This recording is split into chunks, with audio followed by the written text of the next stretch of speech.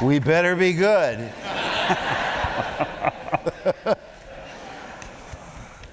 Wow. Are there people up there too? Yeah. Oh, Can't see you. This is great. Your night. good. I can't believe it. How's the house? All right? That's fantastic. Okay, so I'm doing first a little intro. Okay. I wanted you sitting there so you can be embarrassed. Okay, you were born in my hometown, Oakland. I was?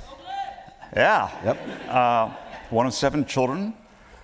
And as a child, you always loved TV and movies and cartoons, and you put on shows. All and that everything, stuff. right? Yeah. And doing voices, obviously, I mean, now hundreds of voices. Right. And I don't have to tell people, I can't go through the whole list, you know. And he's also Or what I want you to. Also, is also a writer and a producer and a video everything. A video, everything. And of course, an actor. Now, I'm gonna, well, first of all, I looked online. I've known Mark for so many years, but I didn't know his whole list of things he did. So I went online. IMDb'd me. Yeah, and I looked. I looked and I looked, then I had to break for lunch. He has done so much work. It's incredible. And what that proves is this man knows his craft so well that he can then be free. So that's extraordinary.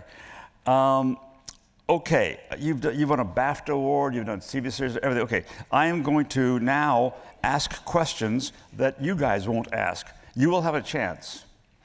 But since you're not going to ask these questions, I am, and then I'll get into Star Wars, okay? Voice artist. Do you remember the first voice you did that you got paid? Yes, it was a small part in Ralph Bakshi's Wizards, a feature film. I played Sean, King of the Fairies. And Ralph was quite a character. You know, he sounded a lot like he directed Fritz the Cat, and he voiced the. Oh, I've heard about him. He voiced the policeman, and he sort of talked like this. He said, "You call that an effing fairy?" You know, I was like 18 and terrified, you know, some directors challenge you in ways that you don't expect. You know, they play mind games until, you know, they have you broken down. I was shaking. I remember when I went to lunch, I thought, I'm glad I have a small part, because if I had the lead, I don't think I could withstand his way of working with actors. Well, that was a good example, you know, wow. Saying that, you know, because I thought, well, he cast me, if I must sound fairy enough to get the part. But then, you know, all directors are different. You know, it's ironic because here I am late in my career working with Rian Johnson, who I've never heard raise his voice. I never heard him curse. He's like he's just exuberant on set. He giggles like a little kid. I mean, I could imagine him 25 years ago playing with the action figures on his little toy Star Wars set, and then now he's working with us. And another thing, he never would embarrass someone or humiliate them in front of everyone else. And I've seen directors fire people from across the soundstage. Hey, buddy, out. And you go, gee, couldn't he just pull him aside and say that? So, you know, when you work with as many directors as I have, you know, you really appreciate that relationship, because they're your father. Well, you know, you're our seeing eye dogs, because we want to fulfill your vision the best we can. And we can't always, you know, it's just a crucial thing. You've got to have a good relationship with your director. Yeah. Yeah, some directors, I don't know what they're doing. Well, I did. I mean, in the sense of being cruel to somebody, I don't get it. I don't get that either. But, you know, I did animation voiceover early on in my career, and then, like I did they did an I Dream of Jeannie cartoon. Later, when I worked with Larry Hagman, I said, "Hey, Larry, I'm playing the teenage you in cartoons." He looked so bewildered. Huh? And so, I mean, I love that. And it was an overlap. I got to work with Dawes Butler and John Stevenson and Don Messick, you know, all of these people that I knew from the Yogi Bear and Huckleberry Hound, the whole Hanna-Barbera scene. That was old school, and I was thrilled. I was thrilled because I was working with all these people I idolized, because you know, the credits went by so fast. When I would go into record stores, I'd go to the children's section and see the Rocky and Bullwinkle album, June Foray, and you know, or the Hanna-Barbera people. So I knew their names. Then this was like early '70s. I was 19 when I did Genie. I didn't work in animation till '92. There was like years where it just never occurred to me. And then when I did Batman, that was the first animated show I'd done in, let's see, from about 72, 3, 4 till '92.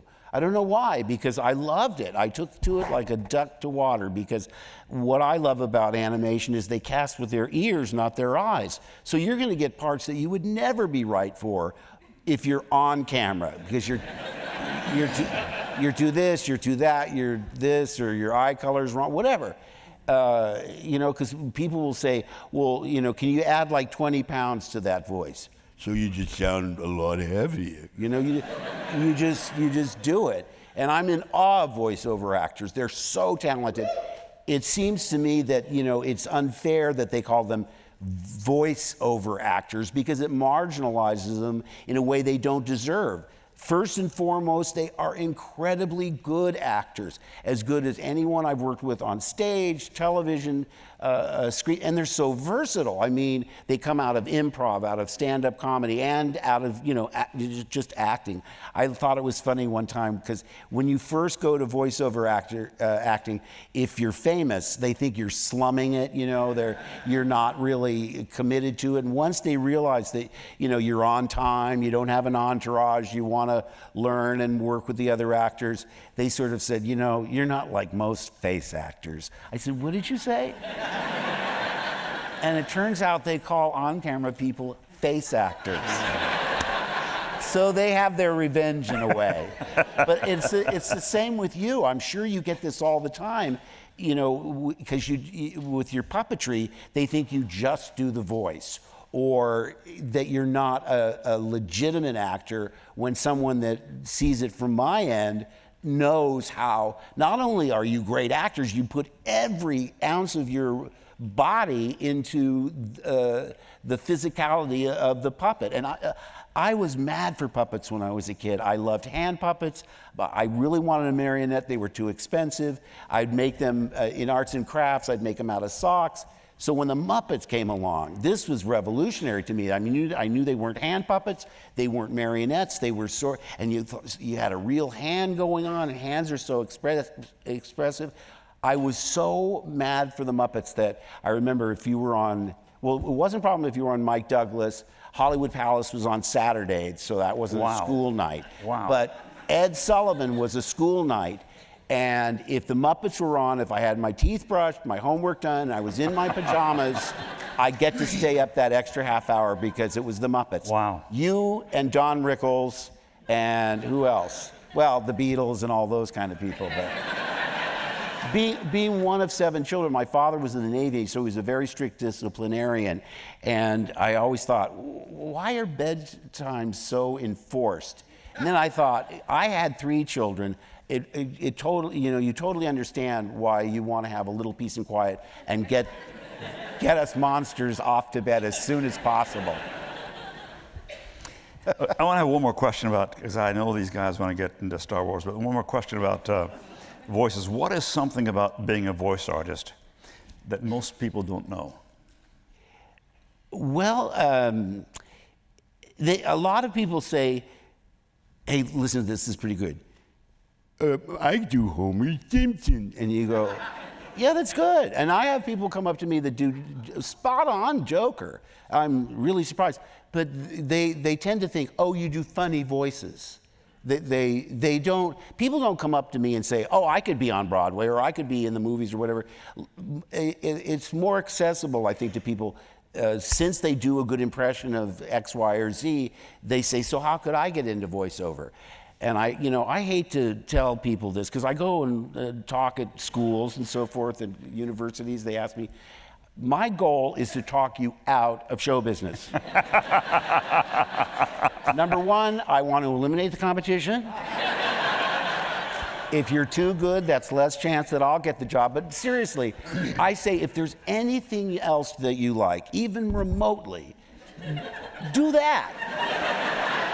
Because you are in for a lifetime of rejection and heartbreak and unemployment. I mean, it all looks so glamorous. And the thing is, when I tell people this, if they don't listen to what I say, they're probably more likely to succeed. Because I heard the same thing from my parents. Honey, you've got to have something to fall back on. So when I went to college, I was taking courses so that I could get my teaching degree. But I didn't listen to reason. If I sometimes think that tenacity is almost important, or maybe more important than talent. I worked with a girl in college, Kathy Lightstone. She was like Meryl Streep good. She could do everything: comedy, drama, Ibsen, Shakespeare. She was just an incredible actress, but she didn't have the chemistry. She tried it for 2 or 3 years. She got an agent. And I'm telling you, it's like when you play roulette, you've got to spin the wheel 1,000 times before it comes up your number. And if and I didn't care. I mean, I'd get a couple of jobs in television, then I'd need to pay the rent. Okay, now I was a copy boy at AP, or I worked at Jack in the Box, or I got to the point where the staff at City College knew I was, because I'd have to, I don't recommend this to anyone, but I didn't even have a car. I would hitchhike to school and to Jack in the Box. And it's terrible. I mean, I could have been abducted, or I don't know. I mean, it's terrible. I mean, my parents would warn me, don't go to Hollywood. It's filled with, degenerates and drug dealers but it didn't occur to me to do anything else.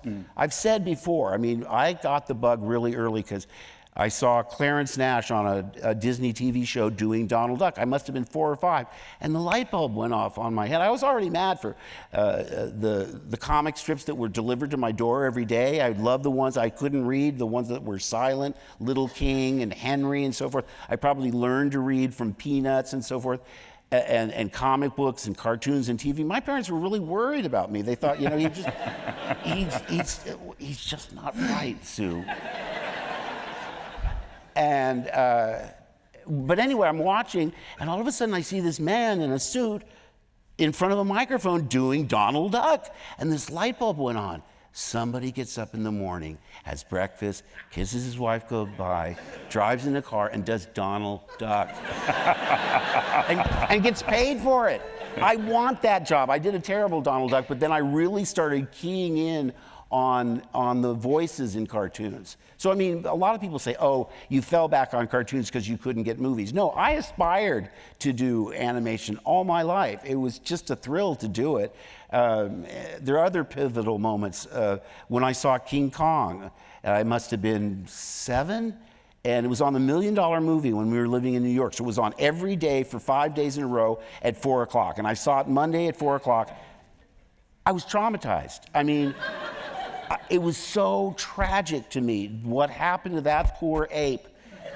And I watched the next day hoping somehow it would change and he wouldn't get abducted, he'd get away from them and everything, And my mom, and again, I was just beside myself. It was so tragic to me. And of course, I love the dinosaurs. My mom said, honey, why do you keep, because I brought my buddies over on Wednesday. You've got to see this movie. It's the best thing I've ever seen in my life. She says, why do you keep doing this to yourself? Because I was traumatized on Wednesday, on Thursday, on Friday. I mean, to me, I don't know, maybe for women, it's Gone with the Wind. For young boys, it's King Kong. It's a heartbreaker. And I thought, I don't know how they made these dinosaurs come to life. But again, somebody is going to work, and that's their job, to make dinosaurs come to life. And I didn't know how they did it, but I thought, Disney was largely responsible, because they pull back the curtain and show you the making of Darby O'Gill and the Little People, the making of Babes in Toyland. So I'm zeroing in, going, look, there's carpenters who build sets. There's, there's painters, and there's the camera crew. I'm not a bad cook. Maybe I could cater films. I didn't have to be in the show. I wanted to be near the show. And again, I kept it a secret, because I thought, why give my brothers and sisters fodder? Because they'd say, here comes Mr. Movie Star. I didn't want to do that. But in the back of my mind, I said, that's what I have to do. And I didn't necessarily think it would be performing, because when I auditioned for a play in school, it would be great if I got it. But if I didn't get it, I would work on props or backstage. I made posters. I sold tickets. I mean, to me, it got to the point by the time I was in junior high school or high school, classes were just something that was getting in the way of my professional job, which is going to rehearsal and doing a play. Sometimes it's good to be delusional, because you create your own reality and you live in that little happy bubble. Live in your own little happy bubble, and that's what I did. So, and the first time we were living in, my dad, as Frank said, was in the Navy, and we moved all the time. So I was perpetually the new kid. Maybe that sort of helped me develop this chameleon-like ability to fit in, with whatever, because what's cool in San Diego is really strange in Pennsylvania or New York to San Jose. So I was wanting to always fit in. And then we were living on the East Coast, and my father brought me to New York on a business trip. And he would go to work, and he'd get me tickets from the Navy, discount tickets, and I'd go as a single, and I saw The Odd Couple, and I saw all these plays. To me, this was the first confirmation.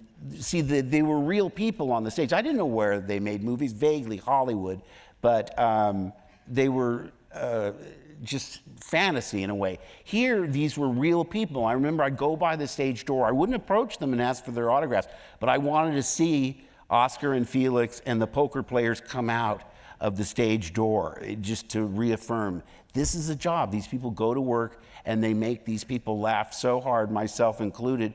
I didn't think I liked musicals, because I would see them on TV. I love you so. It's just not for me. I thought, I don't like musicals. But I'd seen all these straight plays. I saw The Mad Show off Broadway, and like I say, The Odd Couple and so forth. Marat Sade, which really freaked me out, because the actors were so good. I thought they were really insane. They were drooling and ugh. I didn't know what it was. It said the Royal Shakespeare Company was something that I knew that I should see. That traumatized me too. But then there was a time where I run out of straight plays, and I saw it's a musical comedy. Sweet Charity, and I misread the description. I thought it said The Misadventures of a Female Taxi Driver. It said taxi dancer. It wouldn't matter, at 14 I didn't know what a taxi dancer was, but I thought it's a musical, so I won't like the singing, but it says book by Neil Simon. And I'd seen The Odd Couple. I said, I should see this. I'll bet at least it's funny. And it sounded like a goofy concept, a female taxi driver. That could be funny.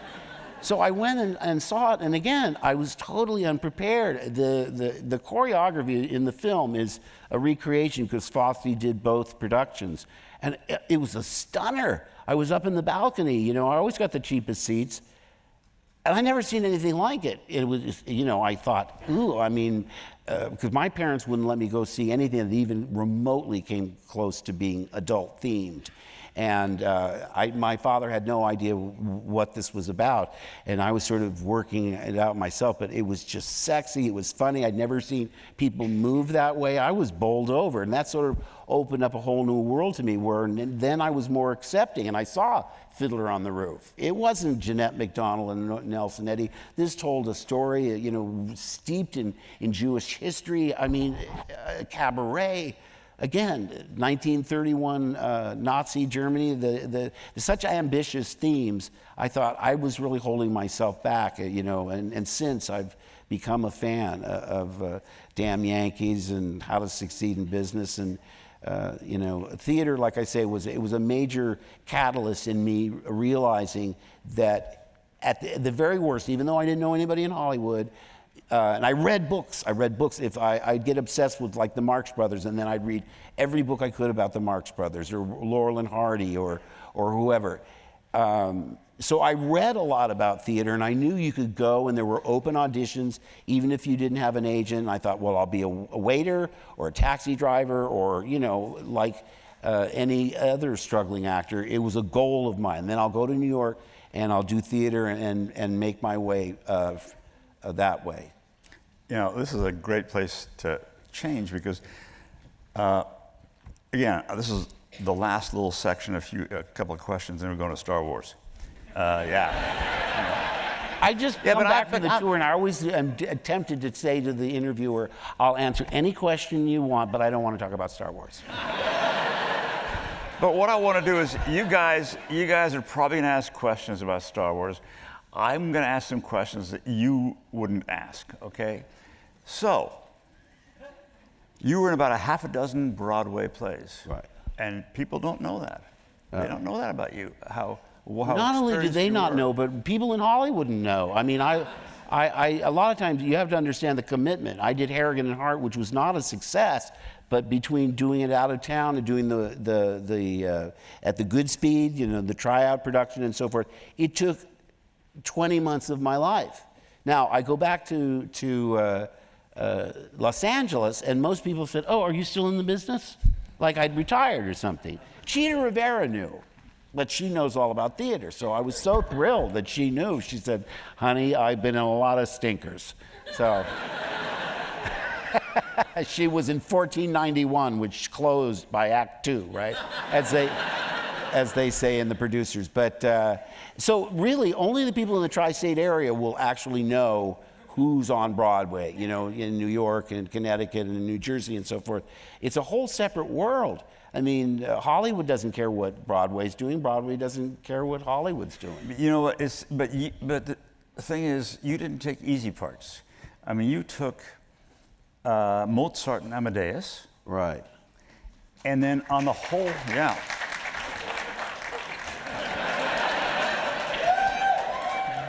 And on the entirely different spectrum, you did The Elephant Man. Right. And that's courageous. Well,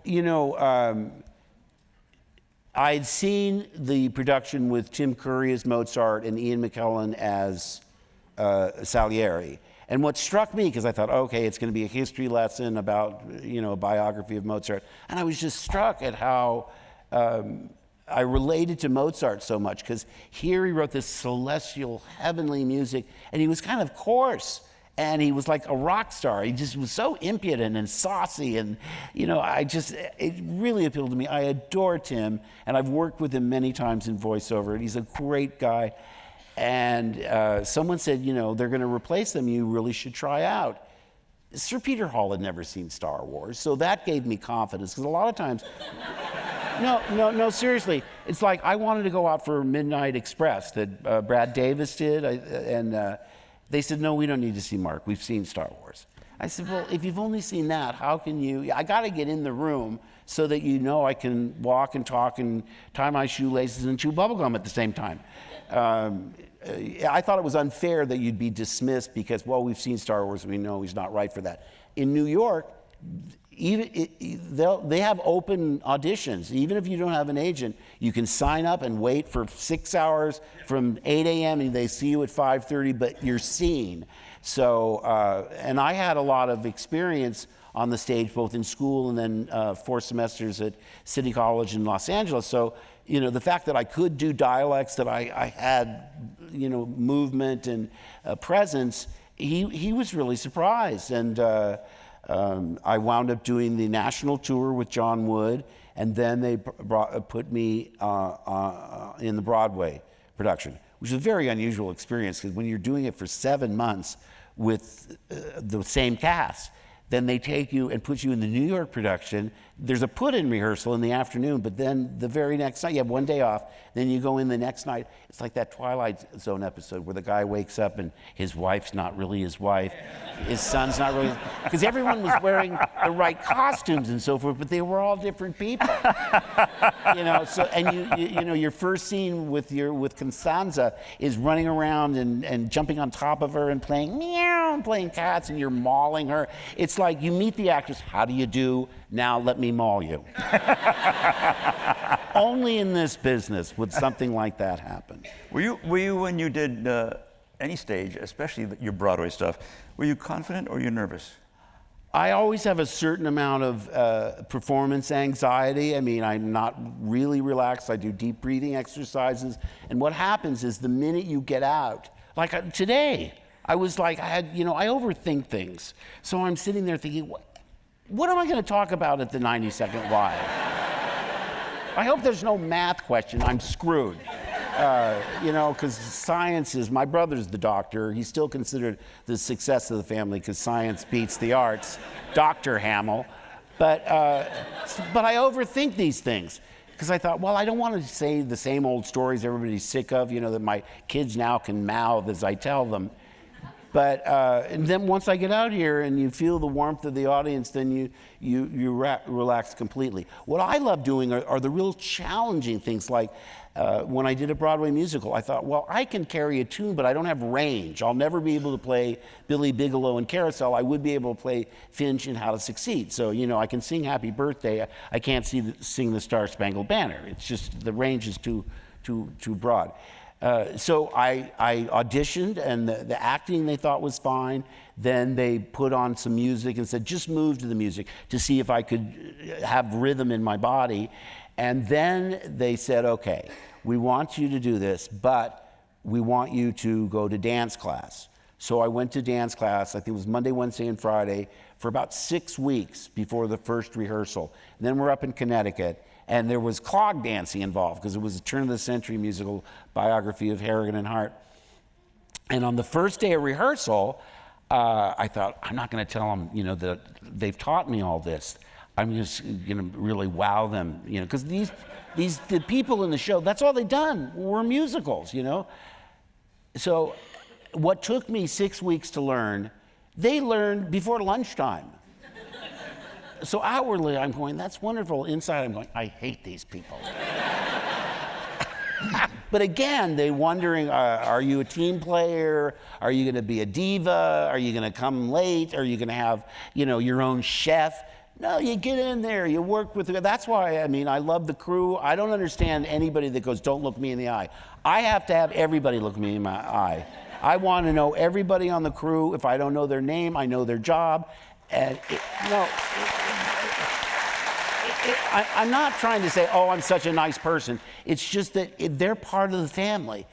It's a composite art. It's not just one person that's doing this. And that's why I love that documentary on the latest DVD. That documentary really shows you why the end credits are an hour and a half long. Because thousands of people work on these movies. It's just extraordinary to see the amount of talent involved, and they become your surrogate family. You're on set from, 7 in the morning till 8 at night or whatever it is. You see that family more than you see your own family at home. And I have to know they're on my side. And if you show them you're on their side, it just makes for a really a perfect working condition. I'm so impressed by your answers. I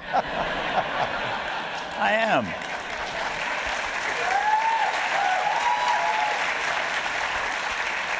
But not by my socks. We've been friends for a long time, Yeah. but we've never sat down and talked like this. So I'm so impressed.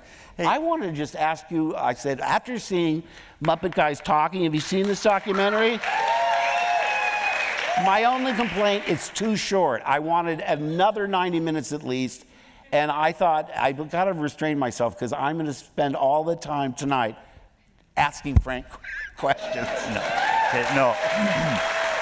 Okay, this is your night. Okay, one last question, the next stuff is Star Wars. Yes. No. Next time we should reverse. I'll be the moderator, Frank will be the subject. So let me ask you something. The Broadway stuff. How many Star Wars had you made before that? Let's see. The first thing I did was in 1979 was Elephant Man. So I think I'd finished Empire, but we hadn't done Jedi yet. You know what that means? This guy is a huge star, and he went egoless into a situation that was out of his comfort zone. That's really courageous, just so you know that. Well, no. Listen, in Elephant Man, you're standing behind a scrim waiting to go on, and Donald Donnelly was playing Dr. Treves, and he's described Michelangelo's Perfect Man is on the scrim, and you're wearing like a swaddling cloth. It's like a glorified diaper. The scrim goes up, and Mary Lou later said to me, "I could literally see your knees knocking," because it was terrifying. From the day I auditioned on a Sunday, 3 Sundays later, they snuck me on. I was announced for Tuesday. They said, "Do you want to go on the Sunday matinee?" I said, "No, I don't have enough rehearsal." I mean, that's too short. I mean, it's a really complex part. Even as I was performing it, I'm discovering things in performance going, "Oh my gosh, I just got this." That's the thing. People say, "How do you do the same thing 8 times a week?" I never do this exact same thing 8 times a week. You want to react in real time to what's going on, and you are an integral part of each performance. It's so unlike television or movies. That's why I love the theater so much, is because the input from the audience really motivates you, and it's like music. Your response, your laughter, your gasps, your tears, whatever it is, it's just indescribable. I mean, and there's no other way to get that than in front of a live audience. Yeah, absolutely. Okay, into Star Wars now. And just so you know, I got a clock here I'm watching, and so I'm going to ask my Star Wars questions for about 15 minutes, and then I'm going to give you back a half an hour for questions, okay? So that's what. Okay. I'm curious for this. Okay, when you first auditioned for Star Wars, okay, the first one, what were you asked to do, and what did you think of this new project, and who was in the room, and all that stuff? Well, the first time I heard about it, they said there's George Lucas, who I'd seen American Graffiti, it's still one of my all-time favorite comedies, is doing this thing called, I think it was called The Star Wars then, and I said, "Well, what is it?" And they said, "I don't know, I think it's something like Flash Gordon." So I said, "I'm in." And I asked my agent, very famously, Robert Englund told me about it. I don't want to rain on his parade, because he makes a real point of saying, if it weren't for me, Mark wouldn't be in Star Wars. A lot of people told me about it. In fact, my agent's really upset about that story, because when I called and they said, "Hey, Bobby Englund told me she said, "You already have an audition set up." Now, I'd gone out for Graffiti, and I didn't make it past the cattle call. So in Star Wars, the first thing was a cattle call, where you go and there's just 50 to 80 people milling about. And you could tell the teenage actors were all Lukes, and the more elderly, the leading men types were potential Han Solos. But when I went in, there's no script. I went in and there were 2 people sitting there. Brian De Palma was looking at people for Carrie, his adaptation of the Stephen King novel, which is set in high school. And there was a man sitting next to him, and basically Brian said, "So tell us a little bit about yourself." And I did just what I did with you guys tonight. I was one of 7 children, and blah, blah, blah. In 2 or 3 minutes, they go, "Well, thank you very much." And you don't really know what part what your character's like, nothing. And the reason I brought up American Graffiti, I had done that for Graffiti, and I didn't make it past that. So I didn't go on to the next stage, which is to get a screen test. And by the way, when I left, I said, "Who was that? Is that Brian De Palma's assistant that was sitting there, the little guy with the beard?" They go, "No, that was George Lucas." He did not say one word. Not hello, not thanks for coming. He was just, I thought he was going to go get Mr. De Palma a coffee. So the next thing that happens is my agent says, okay, you have a screen test, and it's going to be Harrison Ford. I said, Harrison Ford from American Graffiti in the conversation? They said, yeah. And then I got this screen test, and again, it's out of context. It's a modified version of the scene where we're approaching the Death Star. You know, that's no moon, that's a space station. But Obi-Wan was taken out, Chewbacca was taken out. Now, luckily, because if I had read a description of that, an 8-foot furry guy wearing headphones and no pants, I would be very bewildered. But in any case, I read this thing and I thought, I don't know what to make of it. I mean, is it serious? Is it like a parody? Is it like Mel Brooks? I'm going to avoid telling the actual line that was cut out of the movie because Chelsea says, Dad, I can mouth that line because you told it so often. All I'm saying was I couldn't figure out how... Wait. What was the line? Well... And I tell Chelsea, I said, honey, the only reason I tell people this story, it gives them a better idea of the challenge of trying to figure out how to play it correctly. You know, it's the scene where we're going towards the Death Star, and Han Solo turns to me and says something like, hey, kid, you know,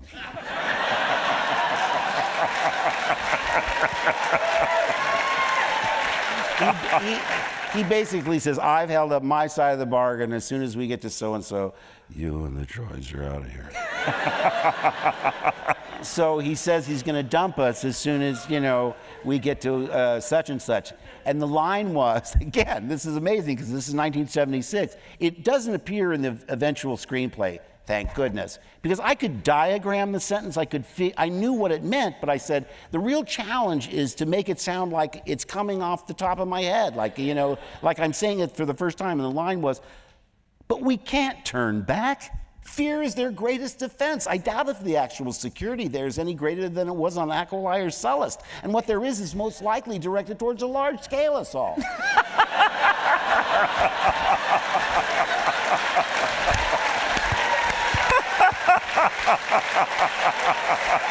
Oh my God. So you know, intellectually I thought, but we can't turn back, I get that. Fear is their greatest defense. Yeah, this huge thing is so imposing that that's their greatest defense. I doubt if the actual security there at the Death Star is any greater than it was on Aquilai or Sullust, two BS names for planets that George made up. And what there is most likely directed towards a large-scale assault, like, yeah, an armada. The Millennium Falcon, in comparison, is the size of a dime. So, I mean, I could figure it out, but I said, now say it like it's occurring to you for the first time, and just let it trip off your tongue. Now, I'm going to, on the day of the screen test, I go to George and say, so George, is this sort of like humorous or, you know, I'm trying to get a feeling. He goes, you could see him like physically recoil. And he said something to me that I was learned that I would hear for many, many years. So he goes, well, let's just do it and we'll talk about it later. Translation, let's just do it and we'll never talk about it ever again. And then I go to Harrison, because I thought, well, he has experience. He worked with George on graffiti, and so I'm basically pumping him this thing. Are you doing this sort of like arch or, you know, sending it up or, you know, a wry sort of, you know, whatever. I thought, well, he's no help either. So, you know, it took me years because they said, will you sign this release so we can put your screen test on the DVD extras? And, you know, I said, okay, you know, I don't watch them anyway, so I don't care. But the family was all out one afternoon when I think we were making Force Awakens, and I'm at the house by myself, and I'm just on the internet. All of a sudden, it comes up, auditions for Star Wars. I said, wow, do I have the nerve to watch this? I thought, well, what could it hurt? I already got the part. And so I watched William Catt. I watched Kurt Russell, I watched Robbie Benson, and the amazing thing to me was they were all would have been perfect Lukes. All of them were legitimate in their own way. Kurt Russell, in a way, was sort of edging towards even Han Solo. He could probably have played both parts. Robbie was the most boyish and young. William Catt was just oozing with charisma. And I thought, okay, now I got to bite the bullet and watch me. And the only thing I thought, the smart choice I made was I didn't comment on the material. I did it as sincerely as possible. And what happens is when I really want something, there's a certain neediness that comes through that makes people uncomfortable. So I always tell people the best thing you can do is act like you don't want it. Be aloof. The aloofer, the better. But the thing is, probably because Harrison was so laid back, I just dialed back the energy and was as sincere as possible. And all I can say is, again, I don't know why they picked me out of everybody else. And by the way, they cast 2 sets of princess, pirate, and farm boys. They never mixed and matched. It was either column A, Harry, Harrison, or me, or the other 3. Marsha Lucas later said when George was packing to go to London to stay to make the movie, he still hadn't chosen, and she said, I was the one that recommended your group. So I have to thank Marsha for that, because again, when we started working together, it's like I'd known them all my life. We had so much fun. I just instantly idolized Harrison. He was like a big brother, a father figure. I mean, he was so smart. He told me the very first day of shooting, I just want you to know, I'm the hero's hero. And I'm kind of like Luke in the sense that when it's right in front of me, I don't really get it, you know? I don't recognize Obi-Wan right away. When I meet Yoda, I say, get out of my supplies. I'm looking for a great Jedi Master, looking around for, I don't know, a 6 foot. Anyway, it's right there in front of me. I said, what do you mean by that? And he said, well, I won't do Harrison. He says, well, if it weren't for me, there's no way you would have blown up the Death Star. And I went, oh, you're right. And thanks for that, by the way. So, I mean, I was just, I'd seen him in conversation. He makes so much out of that little part, as Bob Falfa in American Graffiti has that effortless, laconic sense of humor. I wish he'd do more comedy, because he is really, really funny in person. Yeah. And he won't show that side of it. Like, we'd be in my dressing room, and there was a song, there was a disco song, and Harrison's doing all this goofy dancing. It's like One Froggy Evening. As soon as somebody else comes in, he's cool. Then they leave, and he's back to really doing all that stuff you can't imagine. He had me in stitches, but and then Carrie comes along, and she's just adorable. I mean, she's tiny, and I thought she's 19. She's barely out of high school, and I'm a worldly 24. How am I going to relate to this girl? And plus, she's Hollywood royalty. She's got famous parents. She's probably spoiled rotten. And come to think of it, she was. But she was also miles ahead of me intellectually. I mean, she seemed like she was 40 in her mind. I had dinner with her. I said, we should probably get together on the phone. Let's have dinner together so we can get to know each other a little before we start filming. And within, 5-6 minutes, she's telling me these hair-raisingly personal stories about her parents. And oh my God, I didn't even want to tell you. It's like, should I be hearing this? She was treating me like I was an old family friend that had known them all for years. I mean, she was just amazingly candid. And I'm sort of guarded, about my personal life. And, I'm in show business, my kids are not. So I want to keep them protected. But I'm just saying that we just fell into it immediately in terms of repartee. And I guess the chemistry was right, because we were also accepted by you.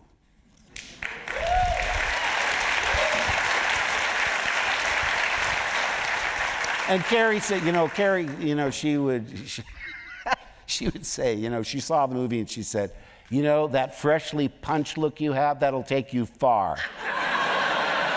I went, thanks? My freshly punched look, because I mean, if you look at it, you know, I'm always sort of bewildered, you know. I also learned, one time I was in front of thousands of Star Wars fans at one of those conventions, and I said the phrase, it's only a movie. Well, you would have thought I spit on the Pope. They were absolutely aghast. They just booed, and I had to tell them, I said, you guys, I'm quoting George Lucas. Because I remember we were shooting, I went to Africa first with Sir Alec and the droids and did all the Tatooine stuff. Then I came back to England. Harrison came over first, and then a few weeks later, Carrie came over, and we were doing all the Death Star, running around the Death Star stuff. And I remember seeing Harrison in rehearsal and during takes, and I was thinking, he's hitting on the princess. I didn't like that, you know? I thought, you know, Luke had a determination and he was supposed to rescue her and everything, despite the fact she took over her own rescue, you know. No damsel in distress, that one, you know, you call this a plan? Give me that gun. Made us look like real mooks, but it bothered me. And I sort of went to George and I said, you know, I think Luke would pick up on the fact that Han Solo's, you know, hitting on her and it's just getting under my skin. And, you know, Harrison says, hey, look, you know, just... And we got into it over that, and he finally said, come on, George says, come on, let's just do it. It's only a movie. And he would say that quite often, especially when there were conflicts. Let's just do it. It's only a movie. So anyway, don't be alarmed when I say that, because he does put it in perspective. He also said something that people don't like to hear, which is, this is a movie for kids. And he hit the sweet spot where it's for kids of all ages. But we were, you know, on my Twitter bio, it says, aim low, you'll never be disappointed. In a way, I thought of it that way. It is like children's theater. It is like The Wizard of Oz, or it's like any of those classic fairy tales. We expected to be on the cover of Jack and Jill and Highlights, not Time Magazine and Newsweek. And it was the unpretentious quality, I think, that people admired, that, you know, that we weren't sort of preachy or whatever. It was just effortlessly, it seemed, we tried to make it as natural as possible. You were talking about earlier about how you really enjoy the fact that the spaceships were all dented and oil drips. It looked lived in. It looked like people, you know, it wasn't all antiseptic and pristine like and it's not even science fiction. I thought, you know, it says a galaxy far, far away. It's as once, you know, it's so close to once upon a time. And we would get telexes, faxes in those days from 20th Century Fox. I'd go up to Robert Watts's office. He's the production manager. He said, Ma, come read this one. And it was that, the comment I made earlier is, why doesn't the Wookiee wear pants? Couldn't you like put him in lederhosen or some variation of Bermuda shorts? And I thought, wow, if that's what they're getting from the dailies, we're in big trouble. You can only laugh and keep your fingers crossed. Okay, so it's time for you guys. And I thought we were asking questions there, but I have questions here from you guys, okay? So, many of your characters have different speech patterns. Oh, wait, that's me. Oh, good. No, you don't know. No, this is Mark. Let me ask you a question. No, this is Mark. Let me ask you a question. It's you. Okay, I'll make this fast. Many of your characters have different speech patterns, Grover, Yoda, etc. Does this help you find their voice, or does the voice help shape the pattern? That's interesting. I don't think about the voice. I mean, you know, what I do is different from Mark. What he does is amazing. I'll make this very fast because it's your night. I work on character, and then the voice eventually comes. And I did study the voice a little bit, some old men for Yoda, but the other Muppets mainly, it came. I'm not a voice person. There's make a somebody go wonderful on. moment in Muppet Guys Talking where he and I so related to it, where he said one little phrase you latch onto, and that informs the whole character. With Grover, you went, hmm? Just went, hmm. And from that, you get an idea of, as an actor, and even if you're not an actor, if you watch this documentary, it's wonderful, because you get an inside look at how they come up with these amazing characters that I loved so much. Sesame Street. I mean, the minute I watched it, I thought, not only is it a revolutionary children's learning program, it's enormously entertaining, and they're not talking down to kids. It's as if they're doing it for adults. It was, and now it's taken for granted, but I'm telling you, when it first came on, we'd never seen anything like it.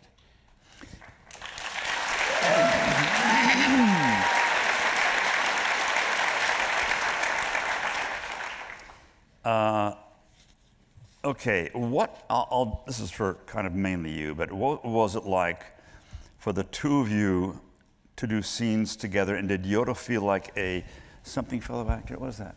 Did he seem like I feel like he was a comrade? I don't know. Well, we don't know. Yeah, I'm sorry, Brianna. As Brianna, I'm sorry, but we got a fellow actor. But I get the question, gist. yeah, you got the gist. Well, it was interesting because on Empire Strikes Back, all of a sudden, from the days of being on the Death Star and hanging out with Carrie and Harrison, now I'd be the only human being on the call sheet.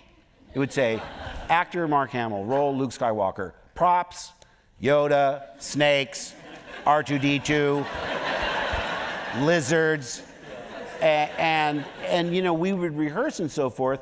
But once Frank and Kathy Mullen and Wendy, I'm blanking on her last name, the three of you that were operating Yoda would go get into the trenches and be covered up. I had a little earpiece so I could hear Frank over his microphone. And that was unusual in and of itself, because Irvin Kershner was directing. One time I burst out laughing and cut the take, because if I walked out of the range of his microphone, I'd pick up radio signals. So it would be many years. Ooh, Daddy, you're a fool. And I'd hear the Stones. So I just laughed and I said, "Hey, I'm picking up the Stones here." And Irvin said, "Look, if that happens again, don't break. Just, because we were really under the gun to get this done." And so I remember another song with more, how do you like it, how do you like it? Which is also the song Harrison would dance to make me laugh. But when that came up, I would just still stay in the scene, and the only way I knew when to come in with my line is when Yoda's mouth stopped moving, because I was hearing music. So it was a really interesting set of circumstances, and a lot of times the puppet was so sophisticated, it would have malfunction, and the eyes wouldn't work right, or the ears or whatever, and they would rush the puppet up to the steward's workshop to fix it, and they would say, "Okay, let's turn around on Mark." So a lot of the times there was the dead version, that didn't move, and they, whatever. And also they would put they put a stick in the ground and get your eye line with a piece of tape. Now, it sounds like that's a marvelous feat on my part, but I remembered exactly what Frank and Kathy and Wendy had done, and we had just done it. So I'm looking at a tape on a piece of stick, but I am ready. I can be a Jedi. But that's all the process. People say, "Isn't that weird flying a spaceship, in a movie and stuff?" I said, it's no different than when you're driving a car on a soundstage and it's not really a car and they're rocking it and it's cut away. It's as artificial as opposed to real driving as being in the cockpit of the Millennium Falcon. It's all make-believe. But I immediately, I'm telling you, first of all, when I read it, Yoda was like a revelation to me. I mean, it was such a deep, cerebral character. He was spiritual. I mean, it was like taking the Obi-Wan character and really moving those ideas forward, because Obi-Wan was no longer with us, and you needed that character desperately, and Luke needed a mentor. He needed the wisdom that he didn't have, and I was so excited to be working with Frank, and because I'd idolized the Muppets all my life. I mean, it's funny because being on the Muppet Show, I mean, this was big for me. This was like, oh my God, I'm working with Miss Piggy.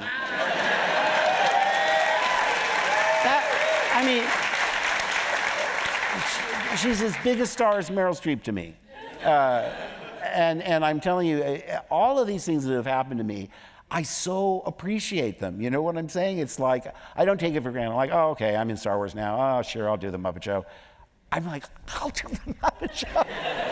So great. And like I say, we rehearsed a little bit on the weekends and so forth before we started filming. And it's an amazing phenomenon. When I took when Nathan was little and the kids were small, I'd take him to Sesame Street. Even when the Muppeteer's standing there with the puppet right on their arm, the kids, they're looking there. They're not looking here. It just, because people say, is it hard to make Yoda real? I said, are you kidding me? He was real for me from day one. It couldn't have been any better than I imagined to have him work. That's why it was such a thrill that they went back to old school and used a puppet in The Last Jedi instead of... And nothing against CGI, which is amazing, but there's something about a physical presence, the depth, the weight. There's something, the human eye detects that. And it's just so much more real, because otherwise, I don't know how you did it in the prequels, whether it was a stick with a piece of tape on it or a model of Yoda, but you did the voice and they played the tracks on set. Is that the way I did a scratch track and then I did the final later. But I worked with live Yoda one more time. Yeah. On the prequels, and then they replaced it with CGI. Yeah. Okay. Well, like I say, there was a desire both with JJ and with Ryan to go back to practical effects as much as they could. And with Star Wars, we had CGI was not available to us. The biggest innovation in the original Star Wars was computer programmed cameras, so that they could make the swoops and the assault on the Death Star, and then they could go back to position A and make those same moves. The model stayed stationary. It was the camera that moved around and did all those things. That was the breakthrough in that film. But for the most part, all of those things were practical effects. I mean, the bantha outside, the cantina. And I would always ask the prop people, can I climb up inside? I want to see what it's like in there. I love this story because it's just so bizarre. I went inside the bantha, the one that was tied outside the cantina for the exteriors in North Africa. When we went into the cantina, it was on a soundstage in London.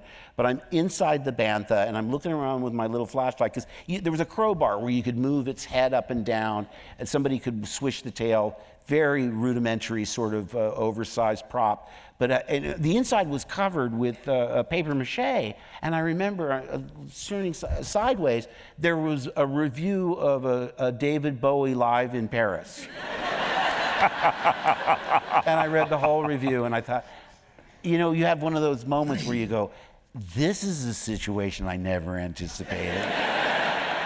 And I also did it on the third one, what is it called? The Return of the Jedi. Which, by the way, we shot it in the title Revenge of the Jedi, and then someone said, wait a second, Jedis aren't supposed to have revenge, are they? And oh yeah, okay. Revenge is a much more powerful word. That's why George wanted to grab her, and I eventually got to do it with Revenge of the Sith. But I said, can I go inside Jabba, which was much more sophisticated than the bantha? And they said, sure, go inside, because they had a guy on tail and, all these things.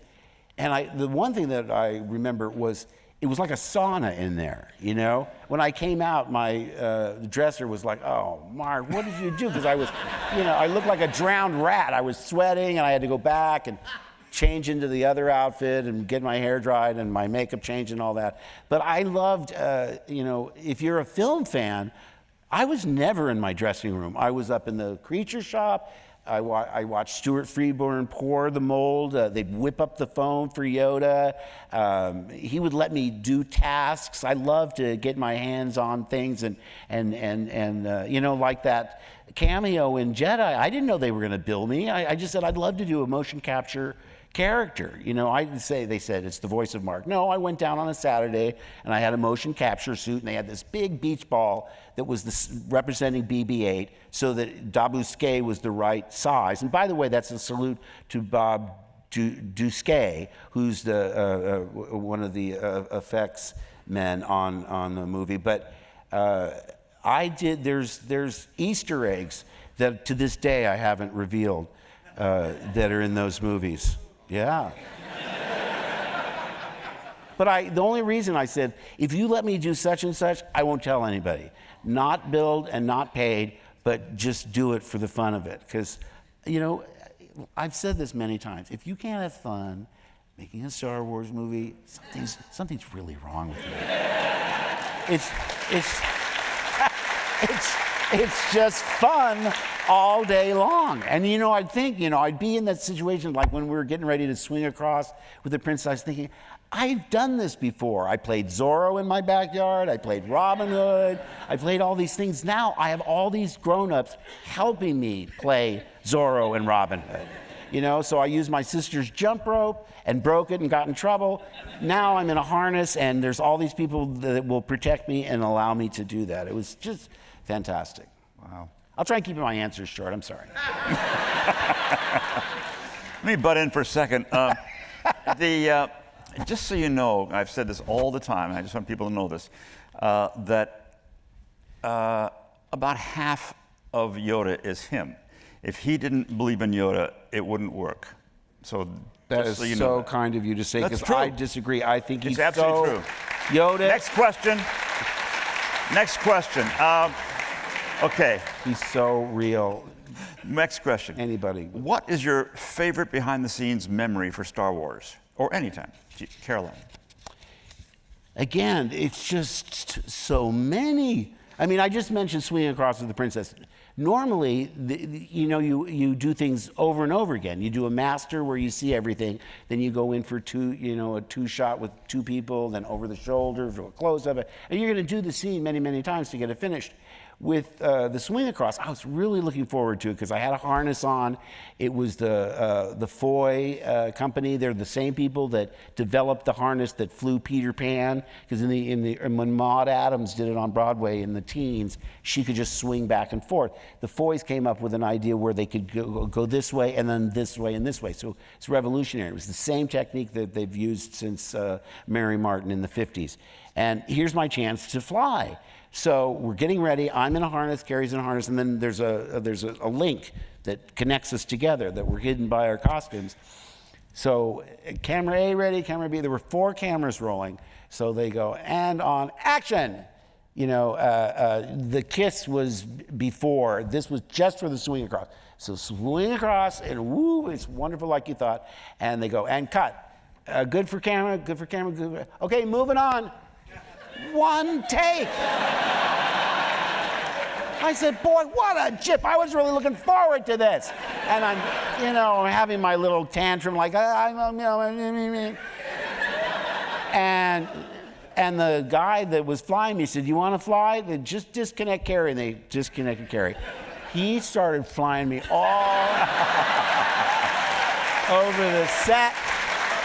And it lasted for about 30 seconds because George was just appalled. Because, I'm an insurance risk. If I'm a splat on the side of the wall, oh my God. So he was appalled, and they shut that down awfully fast. But I had my moment of Peter Pan just for a few moments. This is going back to the day of, or not the day of auditioning, but afterwards. From Michelle Perez, what did you do the day you found out you got the part of Luke Skywalker? Well, first of all, my agent called and said, you got the part, and they're sending the script over. And I said, oh, great. And they sent the script over, and the title page said, "The Adventures of Luke Skywalker, as taken from the Journal of the Wills, Saga #1, The Star Wars," okay? And I'm thinking, because from the screen test, Harrison was the leading man. You know, he was cool, he was like, you know, he was, to me, just the perfect leading man. And I was sort of the annoying sidekick, you know? Oh, come on, you said you were gonna do it. So when I read the title page, I went, oh, so Harrison's Luke Skywalker. I can't remember what character I am. Well, I'll just start reading and maybe it'll come back to me. Now, mind you, I'd only read 12 pages. I start reading this thing, and I'm telling you guys, even without John Williams' music, even without those amazing special effects and the art direction and the Ralph McQuarrie paintings, it's so on the page. I mean, it just grabbed me. It made me laugh. I thought, robots fighting over whose fault it is? I mean, this is crazy, you know, and the description of the Wookiee, you know, I couldn't believe my eyes. And I got goosebumps because I thought, all of these movies, you know, Seventh Voyage of Sinbad and Jason and the Argonauts, King Kong, all of these things, you know, it couldn't have been more perfect a movie for me to even visit the set of, much less be in. But like I say, I get to the part where they describe Luke Skywalker, and they said, you know, he's a teenager. And I go, wait a second. Harrison's a really good actor, but I don't think he could be this. So I called my agent and I said, who am I playing again? They said, you're Luke. I mean, come on. The only thing I complained about, I said, we're only getting $1,000 a week. I was making $8,000 a week on television. She said, hey, it's George Lucas. It's a movie. It's Alec Guinness. I went, oh yeah, I'd pay them. Are you kidding? What did George see in you that was different from the others? Because you said the others were great. I don't know. They were great. What did he I see in don't you? know. I've heard later. I mean, it was the enthusiasm. I don't know. And like I say, we were cast as a group. You know, I mean, you know, why do Laurel and Hardy work? You know, that chemistry between them. I don't want to be too lofty. Maybe why does Larry Moe and Curly work?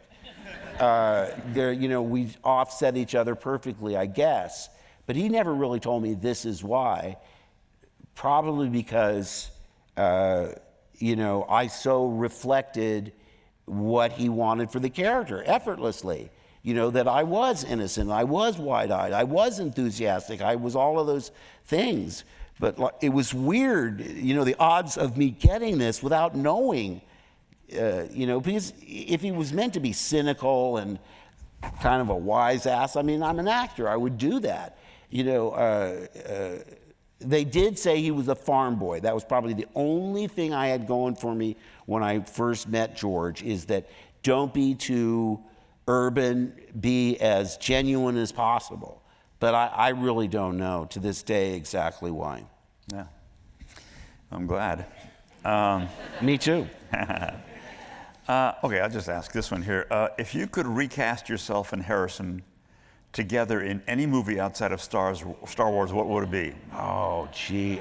Well, I already said I'd love for him to do comedy. I would love to do something along the lines of Butch Cassidy. I mean, I think he'd be great in a Western. I've never done a Western. Texas Wheelers, that was a modern day thing. Something along the lines of The Sting. I would love to work with Harrison again, but the odds are very slim because it's, you know, it's just, maybe it's not meant to be. I mean, maybe it should be special. I mean, people say, weren't you shocked when you were so briefly in Force Awakens? That's not what really struck me when I realized, oh my God, I'll never have a scene with Harrison. You know, Luke will never be able to say goodbye to his best friend, his mentor, his, you know that he's such an important part of Luke's life, and you know, just selfishly, oh gosh, I won't be able to work with Harrison again. So that was tough. Wow. Yeah. If you were not an actor, what would you be? Well, I thought about that because, you know, as my parents said, you got to have something to fall back on. Because my father said, you're just going through a phase. You know, you'll grow out of this.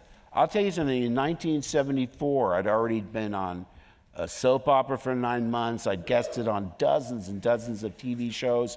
I'd had my own TV series. It got canceled, but I did 13 episodes. So, you know, I was really thought I was doing really well. And I took to my father to see a screening of The Paper Trace, which is about law students. And it was on the lot at Fox. So I thought, I'll really impress him. You know, we went on the lot and everything. And on the way home, he said to me, he was talking about the movie. He said, oh, the movie I thought was really good. And I said, oh, fantastic. I mean, John Houseman, what a great actor. And he said, you know, Mark, if you ever thought about going back to law school, or going to law school, I'd match you dollar for dollar. And I was really insulted by that. I was hurt by that. And I thought, boy, I could level this guy if I just told him how much I made last year. Because I know as a naval officer, he never made more than $20,000. And I was tempted, and I thought, you know, Mark, don't. It's just mean. It's really going to hit him where he lives. And I just swallowed my pride and said, okay, Dad, I'll think about that. But it just shows you, you know, my first job was the summer of 1970. So 1, 2, 3, 4. I'd been in it for 4 years. And I look back and think, what are the odds? How lucky I was. I did a play the first summer I was there in Los Angeles. Somebody in the audience was in the music industry, and his daughter was in the cast. He later said to me, because he saw the show many, many, many times, and then I was over to the house, and I was doing my impression and making people laugh and doing all these things. And he said to me, if you're serious, I know somebody that could probably get you an agent. And so I said, oh, yeah, I would love that. And so, but I had to be in school because I would have been drafted. The Vietnam War was going on. And I thought, I can play a soldier. I don't think I could be one. And like with my brother, I could play a doctor. I don't have the smarts to be a doctor. But then I went around after school, hitchhiked to where I was going, and did 2 scenes. I did a monologue where I had played Snoopy in A Good Man, Charlie Brown. So I did the Red Baron, sit right on the floor of the office and show comic timing. And then I had somebody read with me. His daughter, Lauren Bogus, Gil Bogus, was the guy who got me the meetings with the agents. In any case, she read with me, and I did a scene from The Subject Was Roses to show drama. So before Christmas, after my first year, I was there in the summer. By Christmas, I had an agent. And they'd send me out for jobs, and I would go out for them. And then I got something, and I said, I can't do it. I'm in school. If I miss 5 classes, 5 days, they'll drop me, and then, you know, off I go to the Army. So it was very frustrating. My agents were saying, well, why are we representing you if you won't go to work and all that? I said, just wait till summer. Now, the next summer was the summer of 1970, and I wound up getting 1 television, one AFTRA job, which was on videotape, and 3 film things, and I got my union card. Now, at the time, you're just thinking, well, this is just the way it works. When I look back and think how lucky I was to get that far in such a short period of time, you can't appreciate it except in hindsight. You know, you just take it as it comes, you know. I'm in Star Wars. Oh, okay. Oh, it's going to outgrow Jaws. Oh, okay. So will my next movie. What do I know? I mean, it's amazing. You know, it's only in retrospect. That's probably why I'm enjoying coming back to the movies, because I'm enjoying it in a way I couldn't have in my 20s. You know, you just don't take it for granted. Yeah. And the way the public comes up to you and relays these stories, it's, you know, it helped them get through their parents' illness, or the little boy who said to me, you know, he had his arm amputated and said, I wasn't scared because Luke lost his hand. I'm telling you. I know. Wow. You save your tears for the cab ride home because you meet these kids that are so inspired in ways that you never could have anticipated.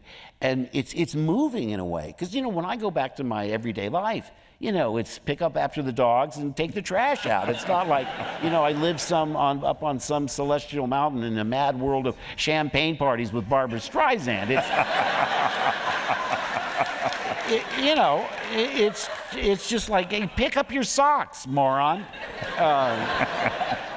So to experience again, because we never thought we'd come back. I thought even if they make new ones, we had a beginning, a middle, and an end. They'll do new characters. It could be 100 years in the future for all I know.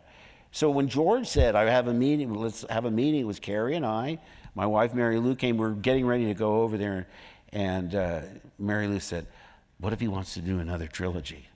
And I just laughed. I said, he specifically said, I'm not doing these anymore. I don't want to be doing them in my 70s. I said, Mary Lou, he said, we're not doing any more. He's going to want us to do some extra for the DVD or for the release. They were releasing them in 3D. It'll be something. It'll be a favor, which God knows we owe him. But we go, and it's Carrie. I knew something was up because Chelsea was with us, and they said, no, Chelsea goes to lunch with George's daughter. So I said, okay, this is going to be big.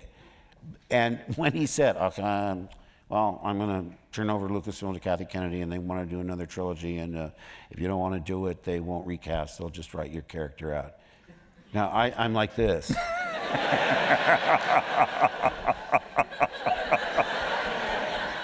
Carrie, within seconds, goes, I'm in!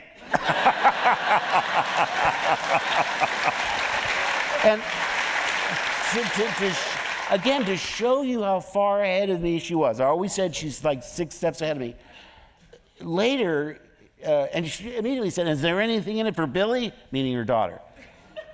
So, then the meeting finishes and George goes on and we give him a hug and off he goes. And later I said, Carrie, poker face. Why did you do that? I mean, look at me. I didn't react at all.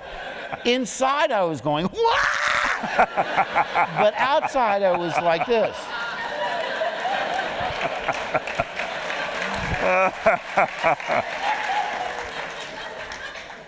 And you know what she said to me? She said, Mark, what kind of parts are there in Hollywood for women over 50? And I said, oh my gosh, because as brutal as it can be on men, it's a million times harder on women, Notice how the guys get older and the girlfriend always stays 28 in their 30s, and then he's 40, 28-year-old girlfriend, then he's 50, 28-year-old girlfriend, then he's 50, 60, 70, 28-year-old girlfriend. So it's much harder. And, again, she led me without even knowing I was being led. I don't know if I said this night. She came to see me on Broadway, and she goes, what's with your bullshit bio?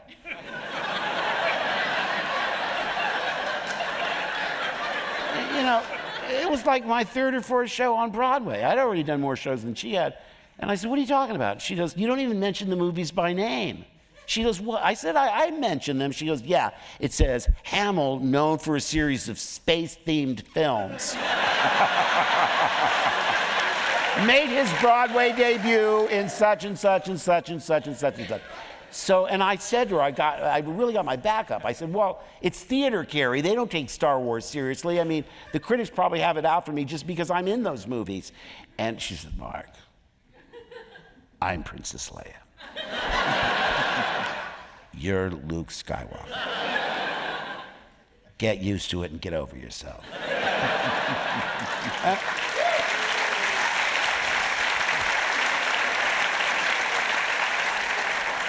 Puff. And I said, I've been nominated for a Drama Desk nomination. She says, no one cares.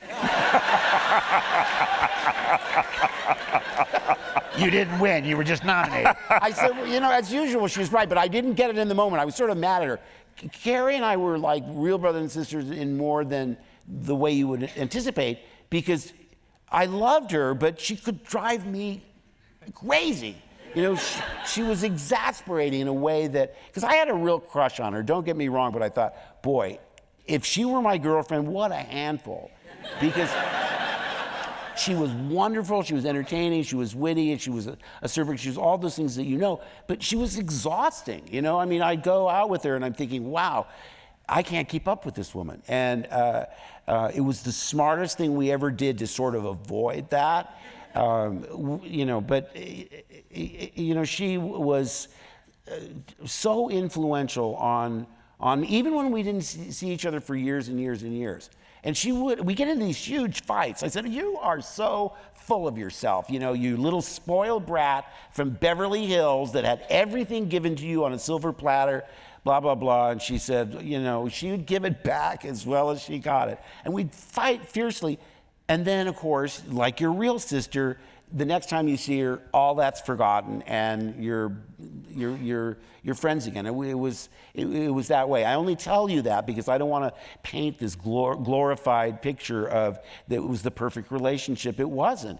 But I mean, she's certainly unlike anyone else I'd ever met, and you know, my life was so much more interesting because of her. Wow.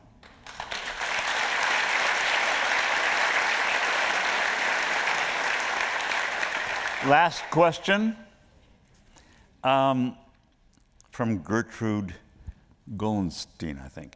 What was the most challenging period of your career or life, and did you learn a lot from it?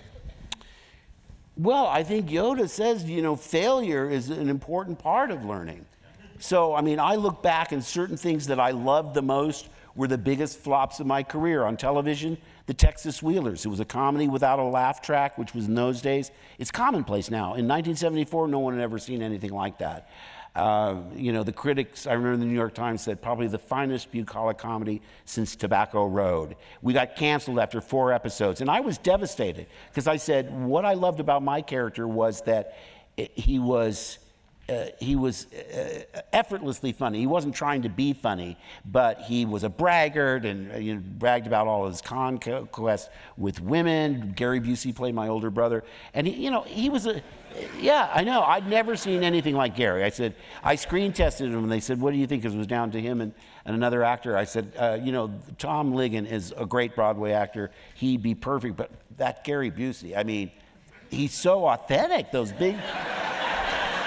those horse teeth, and I mean, I just never seen anything like him. But but what I'm saying is, it got canceled, and I thought I'm never going to get to do comedy again, not like that, because like I said, he was a braggart, boasting about all of his women, and he was a virgin. He was a 16-year-old kid. Anyway, if that show had been a hit, it premiered in the fall of 1974. If it had been a hit, I wouldn't have been able to do Star Wars. Now, Harrigan and Hart, again, I loved it. It was the hardest thing I've ever done, the most challenging in terms of the singing, the dancing, and, you know, I mean, I'm telling you, these people that are in musical comedies, it is hard work.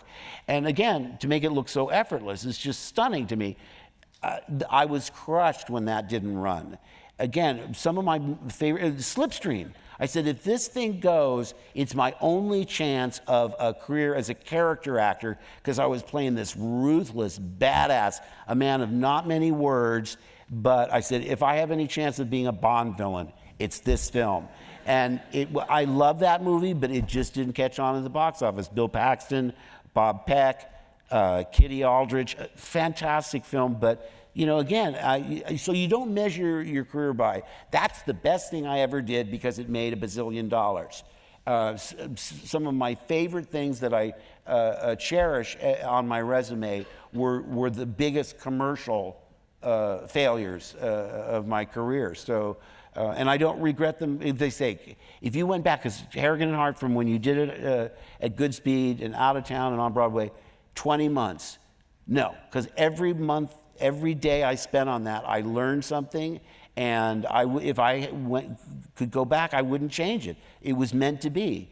Like I say, then it puts things in perspective. Then you're in a show that is a big hit. I did Room Service, and you know, they wrote rave reviews, and there were lines around the block. Alan Arkin directed it. You know, it's wonderful to be in a hit. I mean, when the reviews came out for certain films, plays where they're not even pans. They're like, well, it's sort of sitcom-y and whatever. I mean, the audiences would roar with laughter, and it was a sad ending. They cried at the end. Standing ovations, not consistently, but I mean, people adored it. As soon as they read the critics say that it's not the greatest thing they've ever seen, the very next night, the reaction, you get them back by the end of Act One. But I thought, what? I said, because I was ready to make my entrance in Harrigan and Hart. Their laughs weren't there, that had been there for, you know, Out of Town and at Good Speed. I said to my Chester, what's going on out there? And she just goes, sheep. Because I don't blame you, because you've been told by the New York Times, this is not great theater. So you don't want to be one of the commoners. You want to, you think that only in theater is the New York Times the Bible. Now there's no single voice that make a film a hit or a critic on television that will make a TV show a hit. But here you've got to get reviews unless you have a TV commercial or you have enough money to take losses for 6 weeks, because shows like Scarlet Pimpernel or that guy who writes all those musicals that the audience loves but the critics don't, he does the recording first and sells it as an album, much the way Andrew Lloyd Webber did Superstar and in his shows. But he also he figures into the budget how you can run at a loss for at least 6 weeks. Because what happens is, if you're a New Yorker, you go, wow, Harrigan Heart is still running. I didn't think it got the greatest review. It must be good because it's still running. So if I were a producer, I'd allocate at least $500,000 for half-empty houses, which thankfully tonight we don't have to worry about. So thank you. Thank you. Because I mean, even tonight when I got here, I said, "How's the house?" That's the first thing I would say when I would get to work in New York. I'd say, "How's the house tonight?" And I also said, "Don't tell me," because one time they said, "You know who's in the audience tonight? Jackie Gleason." I went, "Oh no! Don't tell me that, because now all I can think about is Jackie Gleason's watching me." So they would give me a note after I'd come off, and you'd open it up, and it would say who was in the audience. And one night I was doing Amadeus. Mozart freezes when Salieri addresses the audience, which is interesting because you'd have to pick a place in the audience. I said, don't look anybody in the audience. You have to be frozen. Don't stare at a woman's cleavage, because that's rude. Pick a shoulder to be safe. And a peripheral vision, I would see like, oh my gosh, Christopher Walken's here tonight. But you're frozen. One night I came off stage at a matinee, and I opened up the little note and it said Katharine Hepburn. I said, I know. That's just how I reacted. And I mean, when Gleason came, I ran out the stage doors, still in my wardrobe. They said, oh, he's gone, I wanted to see the exhaust from his car, but with Katharine Hepburn, I went, Katharine Hepburn? And they said, yes, and she wants to meet you. Now, I had the downstairs dressing room. Salieri, the star has the star dressing room. Anyway, the stage manager came, or the doorman came down and said, the first thing she said was, I want to meet the boy. Now, this would have been like 85, so I was like 32. But she comes downstairs and she's diminutive, no makeup, a black shirt, black pants, and the minute I would try and talk about anything about her career, she said, I don't want to talk about my career. I want to talk about you. How can you defame Mozart in such a way? And I said, well, I totally get that, because I had musicologist people when we did it in Chicago come to the stage door, and they said it's really defamatory towards Mozart.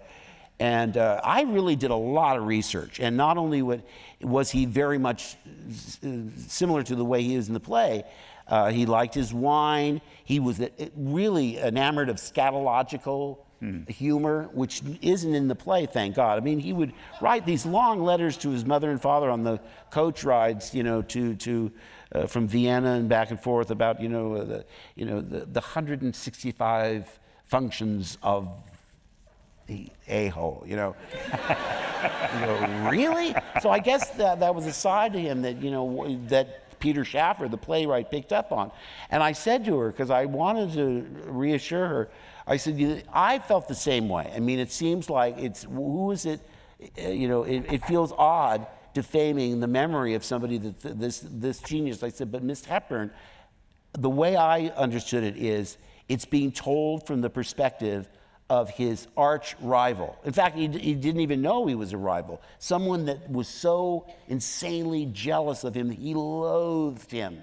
So if I had somebody that loathed and despised me relate stories, you'd expect him to embellish it with all my worst qualities. So, she said, well, all right then. She didn't like that answer, but she could understand, because I said, I'm not really responsible. Blame the author and the actor playing Salieri. Because I'm very cowardly. I'm very adept at blame shifting. But I never get over these things. I mean, I just did the Oscars. I went to introduce myself to Eva Marie Saint. And she said, oh, Mark, how nice to meet you. And I kept it in the thought bubble. I said, holy shit, she knows who I am. You know, because I'm about ready to say, you know, I'm one of the actors from Star Wars or whatever. I'll never get used to that, you know. Christopher Plummer, same thing. Christopher Plummer knows me. It's weird. I just don't picture Christopher Plummer getting up in the morning saying, hey, let's go see Empire Strikes Back. I don't think that ever would happen. Well, we have to wrap. We do. I know. I could warmed up. I could just go on forever, but they'll kill me back there, I think, otherwise. So,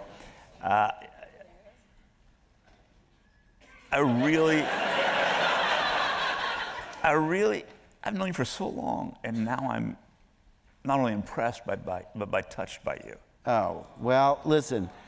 No, okay. That's enough. All right, see. Thank you very much. Thank you very much, and thank you, Mark Hamill.